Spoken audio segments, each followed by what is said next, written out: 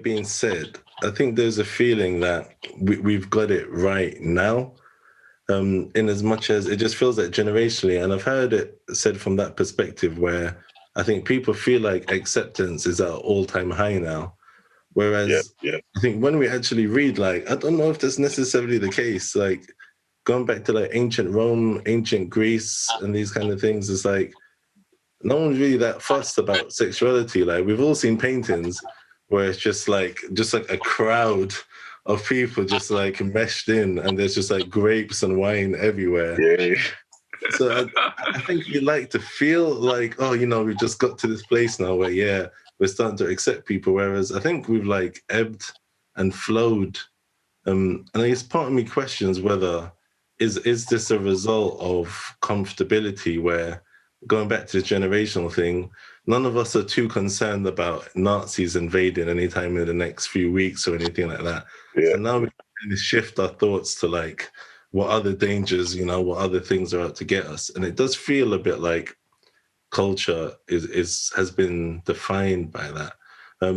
Jordan, do you feel comfortability plays a part in this kind of emergence of cancel culture? Yeah, I think it does. I think that you're right in saying that we're kind of almost trying to find something to kind of keep us entertained. I think that lockdown as well, I mean, especially like last year, it felt a little bit like everybody was in this limelight.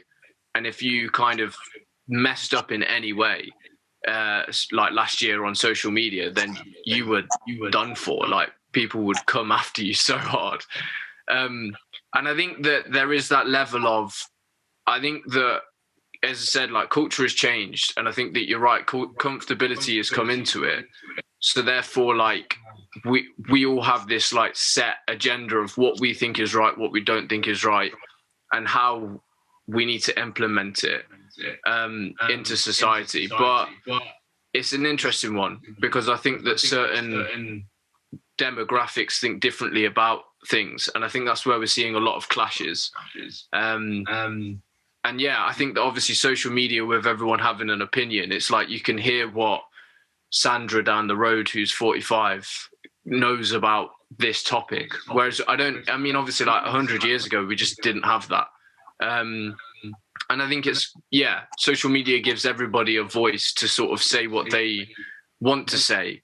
And I think that with COVID going on, with it being quite a negative thing, I think a lot of people kind of just turn to Twitter to just rant about a lot of things, a lot of social issues. And therefore I think there was a lot of like clashes in them.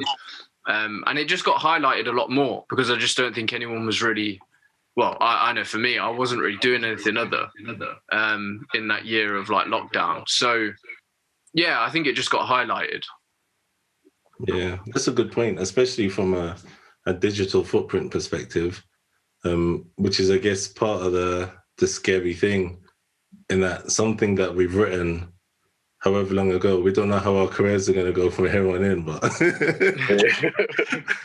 it's like out there somewhere on the internet. And just leading to that, so Chloe, you were saying earlier about kind of a female targeted group, or perhaps that women may have it worse within that culture. Do you think that there's more of a female-led influence of the culture as a whole? Yeah, I don't know. That's a hard one, because obviously I haven't been in that position. I'm not on a platform where I've had anything targeted at me. But I would say that girls do go at each other. Like, maybe that is part of, like, I don't know. I think it's of what Jordan was saying was like society standards. And I think girls have maybe learned that's the way to deal with it. I don't know, that if they're maybe feeling empowered by then trying to... Can I say something? Yeah, go for it.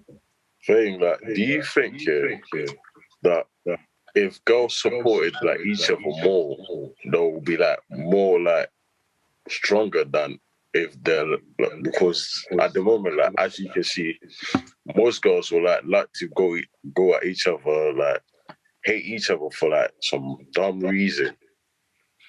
Whereas now with guys, yeah, I know I'm not a girl, so I don't really know how you lot deal with stuff, but that's what I've seen from that perspective. But with guys, yeah, like no matter what you do, you know you've got your guys behind you, like they will always back you to the end. But with girls, like they'll be friends here for like years, and then one argument they'll start hating each other for the rest of their life. That's what I've seen from my perspective. So I was just wondering, like, if you've seen the same, like, and if you think if that was different, you lot will have like more. I was like more chances, like, or like be the same as guys, like how we all stand together, like help each other out and stuff, like try it. Even if we had a fight today, I know we'll make up like the next day or like just a couple weeks down the road. Just Chloe, before you respond, just know your next few sentences could change Abdel's life in new and frightening ways. I'm not, there are so many points. There's a lot there. Yeah, I'm not a girl, so I don't really know what it's like being a girl. Yeah, I get you. I'm just saying this from my perspective. I can try to give you make that point. My perspective, so I'm just trying to like see what you think. Yeah. I think there's, first of all, definitely an increase in girls supporting girls. I think especially after everything happening over the past couple of weeks in the media and stuff, going deep again, but with obviously Sarah Everard, what happened with her.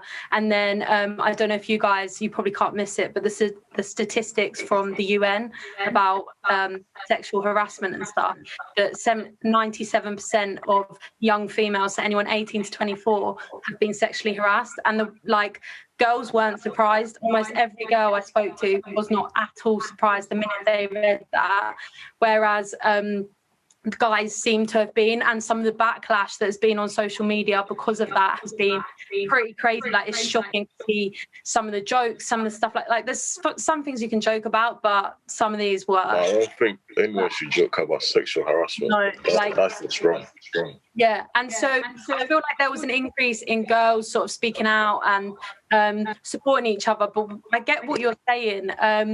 I feel like the prime example of this is, like, say a couple, the boyfriend cheats and the girl goes after the girl rather than, who has no loyalty to her. Yeah, that's what I'm saying. Yeah, like, this isn't everyone, don't get me wrong, but it happens like countless times and the girls end up hating each other. Do you know what I think it's mostly down to, though, is the emotional side of things? From what you were saying, how can't they get over it, is I feel like I'm not a typical girl, first off. I'm like the least girly girl. So it's kind of like, I don't know, it's a hard one. But yeah, I feel like girls just maybe, I don't know where what the question even was now. Was it how girls council culture? Or do they... exactly. I think you lot should back each other more. That's what I'm trying to say. That you lot should back each other more than that. Abdel says he's a feminist. He just wants to see more feminists, I think. Yeah, if a guy cheated on you, go after the guy, not the girl. Because more time, you know the guy made the first move. True. That's what I'm saying. Like, plus, one thing I've seen is, like, you know how most girls are like, like, normally, like, I'm not even saying girls, like, normally if a guy has more sex than a girl, everyone like looks at him like a god or some stuff, like the champ of the group, really. But if a girl does the same, everyone will be like, oh, she's a slag, calling her bad names. But what you see is that other girls will also be saying the same thing about another girl. Yeah.